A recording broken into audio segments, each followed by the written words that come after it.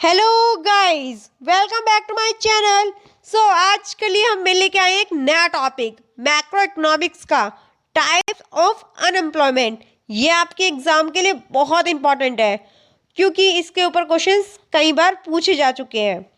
तो आज हम पढ़ेंगे कि रूरल अनएम्प्लॉयमेंट और अर्बन अनएम्प्लॉयमेंट में क्या डिफरेंस होता है और इसके सब पार्ट्स को भी हम डिस्कस करेंगे। तो वीडियो के एंड तक बने रहिए। अगर मैं इसमें हिंदी में बात करूं तो हम विभिन्न विभिन्न प्रकार की बेरोजगारी के बारे में पढ़ेंगे और ग्रामीण बेरोजगारी और शहरी बेरोजगारी भी पढ़ेंगे कि वो क्या होती है। ठीक है, मैं आपको आज के वीडियो का इंडेक्स बता देती हूँ कि आज हम क्या क्या पढ़ने वाले हैं। रूरल अनएम्प्लॉयमेंट, सॉरी, मैं रूरल अनएम्प्लॉयमेंट को बोलते हैं ग्रामीण बेरोजगारी। ग्रामीण बेरोजगारी दो तरीके से हो सकती है, एक तो मौसमी बेरोजगारी, एक डिस्गाइज अनएम्प्लॉयमेंट। ठीक है, अदर टाइप्स ऑफ अनएम्प्लॉयमेंट की बात करें तो इसमें ओपन भी आते हैं, फिक्शनल भी आता है, स्ट्रक्चरल भी आता है और साइक्लिकल भी आता है। और अगर मैं बात करूँ अर्बन अनएम्प्लॉयमेंट मतलब शहरी बेरोजगारी, शहरी बेरोजगारी में तीन तरीके से बेरोजगारी आ सकती है: industrial unemployment, educated unemployment and technology unemployment. अब मैं आपको वीडियो के एंड तक ये समझा दूंगी कि ये सारी अनएम्प्लॉयमेंट होती क्या है और ये सारी बेरोजगारी किस तरीके से काम करती है और किस तरीके से हम पर इफेक्ट डालती है। तो वीडियो के एंड तक आप बने रहिए। अगर आपको ये वीडियो अच्छी लगे तो आप प्लीज़ इसे लाइक भी करना और शेयर भी करना अपने फ्रेंड्स को, क्योंकि शेयरिंग इज केयरिंग। ठीक है, अगर आपको ये चैनल पसंद आया तो प्लीज़ चैनल को लाइक, शेयर एंड सब्सक्राइब करना ना भूलें और बेल आइकन को प्रेस कर दीजिए क्योंकि आने वाली वीडियो की नोटिफिकेशन आपको मिलती रहे। ठीक है, तो हम स्टार्ट करते हैं वीडियो। तो जैसे कि मैंने आपको बताया, फ्रिक्शनल अनएम्प्लॉयमेंट, फ्रिक्शनल अनएम्प्लॉयमेंट का मतलब क्या होता है पहले हम ये सीख लेते हैं। अगर मैं आपको आम भाषा में बताऊं तो जब हमें कहीं जॉब करते हैं और हम अपनी जॉब छोड़ के दूसरी जॉब सर्च करने लगते हैं तो उसके बीच का जो गैप होता है ना, 10 से 15 दिन का, जब हमें दूसरी जॉब लगने के लिए जो टाइम होता है, अगर मैं सिंपल भाषा में कहूँ तो उसे बोलते हैं फ्रिक्शनल अनएम्प्लॉयमेंट। जब कोई पर्सन एक जॉब को स्विच करके दूसरी ऑक्यूपेशन में या दूसरी जॉब पे चला जाता है, उसे हम बोलते हैं फ्रिक्शनल अनएम्प्लॉयमेंट। उस बीच की टाइम पीरियड को बोलते हैं। ठीक है, अब मैं बात करूँ स्ट्रक्चरल अनएम्प्लॉयमेंट की। स्ट्रक्चर का मतलब क्या हुआ? स्ट्रक्चर का मतलब ये हुआ कि एक ढांचा। ठीक है, ढांचा। अब ढांचे से अनएम्प्लॉयमेंट का क्या मतलब हुआ? इसका मतलब ये हुआ कि हमारे कुछ टेक्निकल चेंजेस की वजह से, कुछ ऑटोमेटिकली टेक्निकल चेंज की वजह से हमारे पास जो बेरोजगारी आ जाती है। आई होप कि आप समझ गए होंगे, नहीं समझे तो मैं आपको एक एग्जाम्पल बताती हूँ। देखो, पहले जो डिमांड होती थी वो होती थी टाइपराइटर्स की। टाइपराइटर्स की बहुत ज़्यादा डिमांड होती थी, तो वहाँ पर क्या होता था, वर्कर्स लगे होते थे।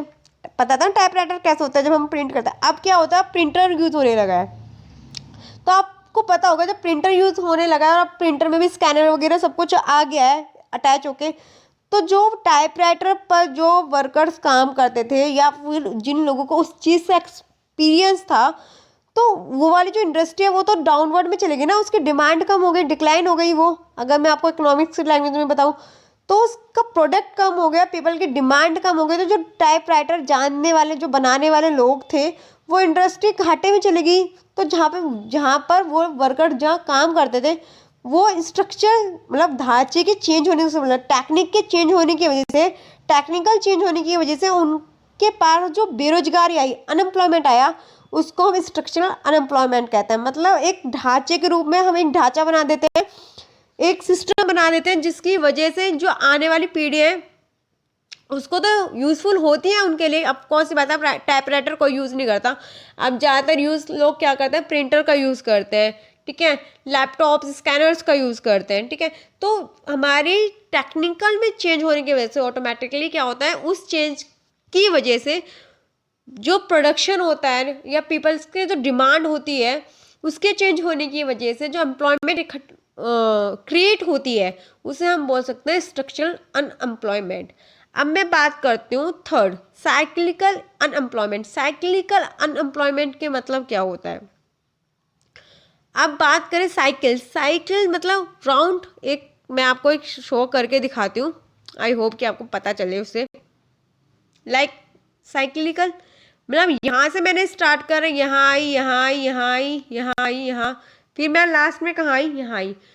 अप एंड डाउन मूवमेंट की वजह से जब बंदा लूज कर देता अपने जॉब, किसकी वजह से? अगर मैं सबसे करंट एग्जांपल दूं इसका, तो मैं बात कर सकती हूँ कोरोना की। कोरोना के टाइम पे क्या हुआ, काफ़ी रिग्रेशंस आए, जिसकी वजह से काफ़ी इंडस्ट्रीज़ को लॉस हुआ। काफ़ी इंडस्ट्रीज़ की वजह से क्या हुआ, लॉस की वजह से क्या हुआ, लोगों को अपने जॉब से हाथ धोना पड़ा। तो वो एक तरीके से कहाँ चले गए, अनएम्प्लॉयमेंट में चले गए ना, बेरोजगारी हो गई। मतलब रिग्रेशन या बूम के चक्कर में बिजनेस की आउटकम में जो इफेक्ट पड़ता है उसे हम बोलते हैं साइक्लिकल अनएम्प्लॉयमेंट, ठीक है, जिससे लोगों को अपनी जॉब को लॉस करना पड़ता है। अब तो मैं ये बोल सकती हूँ कोरोना की वजह से क्या बोला, लोगों ने जॉब लूज करी क्योंकि काम नहीं था, लॉकडाउन हो गया था, तो लोगों ने जॉब लूज करी। तो हम उसे बोलते हैं साइक्लिकल एम्प्लॉयमेंट। स्टार्ट हुआ कहीं ना कहीं से, अब दोबारा वो जॉब करेंगे तो साइकिल बन गई एक तरीके से, ठीक है, अप्स एंड डाउन की मूवमेंट किस में, इकोनॉमी में, ठीक है। अब मैं बात करूं ओपन अनएम्प्लॉयमेंट। ओपन अनएम्प्लॉयमेंट का मतलब क्या होता है? ओपन मतलब खुला, ठीक है, मीन्स वो वर्कर जो काम करना तो चाहते हैं बट उन्हें काम नहीं मिलता। अनएम्प्लॉयमेंट जो फुल टाइम रहती है, मतलब वो 1-2 घंटे भी काम नहीं कर पाते, वो काम करना चाहते हैं, उनकी ज़रूरत है पर उन्हें काम नहीं मिलता, उसे बोलते हैं ओपन अनएम्प्लॉयमेंट, ठीक है। सीजनल अनएम्प्लॉयमेंट, सीजनल का मतलब समझ में आ रहा होगा, जो मौसमी तौर पर अनएम्प्लॉयमेंट होते हैं। मौसमी तौर पर अनएम्प्लॉयमेंट को मैं डेट किसान से जोड़ती हूँ, ठीक है। 6 महीने गेहूं की खेती हो रही है, धान की खेती हो रही है, 6 महीने गन्ने की खेती हो रही है। अब जो ज़मीन है, जो गेहूं और धान उगाने वाला जो किसान है, वो 6 महीने तो आराम से कमाएगा, 6 महीने वो बैठ जाएगा, तो वो सीजनल अनएम्प्लॉयमेंट हो गया। मतलब कुछ टाइम के लिए वो चाह के भी काम नहीं कर सकता, ठीक है, क्योंकि मौसम का मिजाज ऐसा नहीं है। ये बात आपको पता होगा कि 2 तरह की फसल होती है, रबी, है ना, तो ये आपको पता होगा। अगर नहीं पता तो ये आपको होमवर्क भी है कि आप पहले पता करें कि हमारे देश में कितने टाइप की फसल उगाई जाती है, ठीक है। डिसगाइज अनएम्प्लॉयमेंट, डिसगाइज अनएम्प्लॉयमेंट को हम क्या बोलते हैं, ठीक है। डिसगाइज का मतलब क्या है, पहले तो ये पता होना चाहिए। डिसगाइज का मतलब ये भी बोल सकते हैं प्रश्नवाचक, मतलब कि अगर हमारी हमें ज़रूरत है 2 लोगों की, पर उस जगह पे लग रहे हैं कितने लोग, 10 लोग, ठीक है।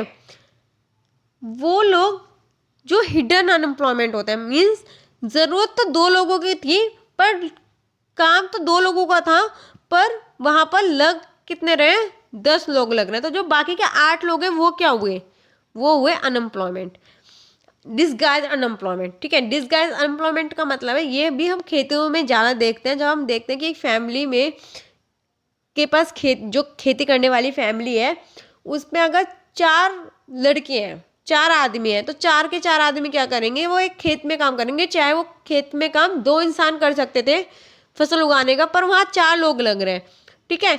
तो वो बेरोजगारी, वो सिचुएशन जब employment plus man power is work, some work have zero marginal productivity. Marginal productivity आना फसल से उतना ही है जितना आना है, आउटकम सेम रहेगा, बट जो 2 बंदे कर सकते थे वो 10 बंदे काम कर रहे हैं, तो जो 8 बंदे हैं इकोनॉमिक्स की लैंग्वेज में वो डिसगाइज अनएम्प्लॉयमेंट में काउंट होते हैं, ठीक है।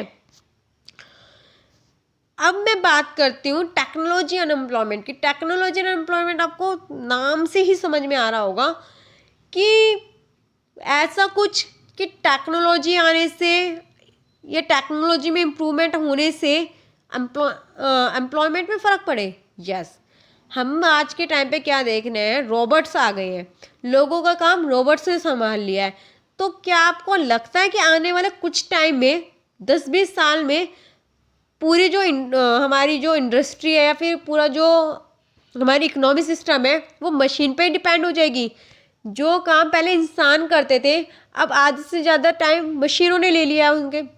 ये तो बात है कि जो मशीनें हैं वो वर्क इंसान ही कर सकते हैं, पर क्या 50 लोगों का काम जो मशीन अकेले कर लेती है उसे 2 लोग संभाल सकते हैं? बाकी के जो 48 लोग हुए वो तो अनएम्प्लॉयमेंट हो गए ना टेक्नोलॉजी की वजह से। तो हम ये बोल सकते हैं, ये मैंने आपको एग्जाम्पल के रूप में समझाया है कि हमारी प्रोडक्शन में तो इम्प्रूवमेंट आ रहा है, नो डाउट, बट इससे वजह से हमारी अनएम्प्लॉयमेंट भी बढ़ रही है। ठीक है, अब बात करते हैं एजुकेटेड अनएम्प्लॉयमेंट के। एजुकेटेड अनएम्प्लॉयमेंट का हम एक ओपन अनएम्प्लॉयमेंट भी कह सकते हैं। लाइक लोग क्या कर रहे हैं कि डिग्री ले रहे हैं, नॉलेज है, सब कुछ है, आज के जैसे यूथ है, ठीक है, पर सैलरी कुछ उनके अचीवमेंट के अकॉर्डिंग नहीं मिल रही, उनके जो स्किल्स है वो इतनी पुशअप नहीं हो रही। ठीक है, लैक ऑफ एम्प्लॉयमेंट स्किल्स बोल सकते हैं, या फिर वो जितनी उनकी रिकमेंडेशन है, जितना वो चाहते हैं उसके अकॉर्डिंग उनको सैलरी नहीं मिल रही। तो एजुकेटेड तो हैं, काम करना भी चाहते हैं, बट उनके अकॉर्डिंग उतना आउटकम उन्हें नहीं मिल पा रहा, उसे भी हम एजुकेटेड अनएम्प्लॉयमेंट में काउंट करेंगे। अब मैं आगे आपको ये बताऊंगी कि अनएम्प्लॉयमेंट का कारण क्या है, कॉजेस क्या है, और ये हमारी इकोनॉमी पे कैसे इफेक्ट डालते हैं। क्योंकि ऑफकोर्स सी बात है, अगर हम ये टॉपिक पढ़ रहे हैं इकोनॉमिक्स में, तो उसका इकोनॉमी पे तो इफेक्ट पड़ेगा ना। तो अनएम्प्लॉयमेंट का सबसे पहला इफेक्ट जो इकोनॉमी पे पड़ता है ना, वो ये पड़ता है कि slow rate of economic growth को ये स्लो कर देती है। पॉपुलेशन को बढ़ा देती है। अंडर डेवलप्ड एग्रीकल्चर, जो एग्रीकल्चर है वो अंडर डेवलप्ड है। ठीक है, डिफेक्टिव एजुकेशनल सिस्टम भी इतना अच्छा नहीं होने की वजह से, slow growth of industry, decline of cottage and small industry, faulty planning, employment planning, low capital formation, exclusive foreign technology, lack of financial resources, increase in labour force. तो ये जो कुछ कारण है जो अनएम्प्लॉयमेंट को, मतलब बेरोजगारी का एक मुख्य कारण बने हुए हैं।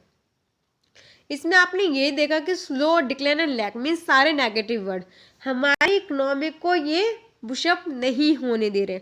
हमारी अनएम्प्लॉयमेंट हमारे एम्प्लॉय के लिए अच्छा नहीं माना जाता। ठीक है, आज की वीडियो में इतना ही। आगे मैं आपको बताने वाली हूँ इसकी रेमेडी क्या है और इस पर हम कैसे काम कर सकते हैं। ठीक है, अगर वीडियो अच्छी लगे तो please like and share and subscribe करना ना भूलें। Thank you for watching.